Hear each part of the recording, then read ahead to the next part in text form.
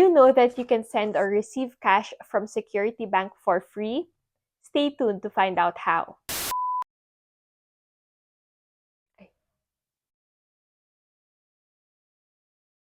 If you don't have the app yet, pwede niyong i-download sa Apple Store.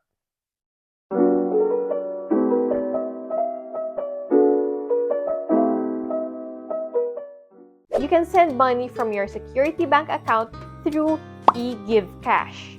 So, pwede nyo itong i-access through the mobile app or online banking. And hindi kailangan may Security Bank account yung padadalhan nyo. The method I'm gonna show you is through using the mobile app.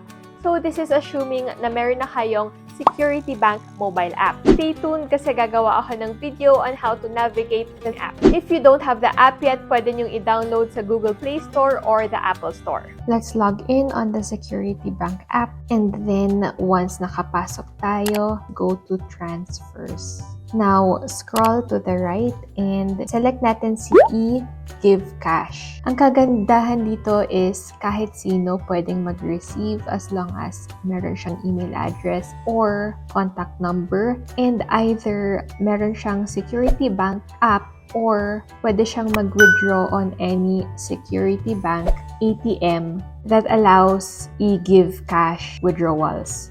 So, select natin yung fund kung saan tayo magta-transfer from, and then yung recipient kung kanino natin ipapadala. Pagpasok nyo dito, yung listed contacts ninyo, yung lalabas, pwede nyo i-select dito or add new recipient. For demonstration purposes, I will send it to myself. So, pangalan ko yung ilalagay ko, my mobile number, email is optional, and then kung madalas naman kayo magsisend sa number na to or sa person na to, pwede nyo i-add sa favorites. Okay, and then click proceed. And then below, transaction details, yung amount na isa-send natin. Ang minimum is 500, so below that, magkaka-error tayo. Okay, let's send 500. You can add your purpose, which is optional. And then click confirm. So, you as the sender, makakatanggap ka ng OTP. Enter nyo lang. And that's it. So, it says here, eGiveCash has been successfully processed. Makatanggap tayo ng text message and email to confirm na na-send yung amount. Okay, so ito yan. Also, makakatanggap din yung recipient ng text message. So, dahil sinend ko sa sarili ko, ito, nakatanggap ako from eGiveCash ng message. So, kapag ikaw yung recipient, marireceive mo tong message na to. Okay, now you as the sender naman, makakatanggap ka ng email confirming na na-process yung pag-send ng cash and a passcode. So, itong passcode na to, isa-send mo doon sa recipient. Balik tayo sa app and tignan natin kung nabawasan na tayo ng 500. Ayan. So, you can see here na nabawasan tayo ng 500. So, real-time naman yung pag-update. Okay? And there are two options to receive the amount kung ikaw yung recipient. Kung wala kang Security Bank account, pwede kang dumiretso sa Security Bank ATM that allows eGiveCash withdrawals. Pwede niyong puntahan yung website nila, which is securitybank.com/personal/egive.cash, and then punta kayo dito sa ATMs with eGiveCash. Dito niyo malalaman kung saan yung mga ATMs in your location and kung meron ba siyang eGiveCash feature or not. So, for example, dito tayo sa Pasay. Ito yung mga areas na may Security Bank ATMs, and makikita nyo dito kung merong eGiveCash or without eGiveCash. Okay? So, yung may eGiveCash, dun lang tayo pwedeng mag-withdraw. Alright? So, piliin nyo na lang dyan, depende sa location niyo. And in order to withdraw, pwede nyong tignan ito sa baba.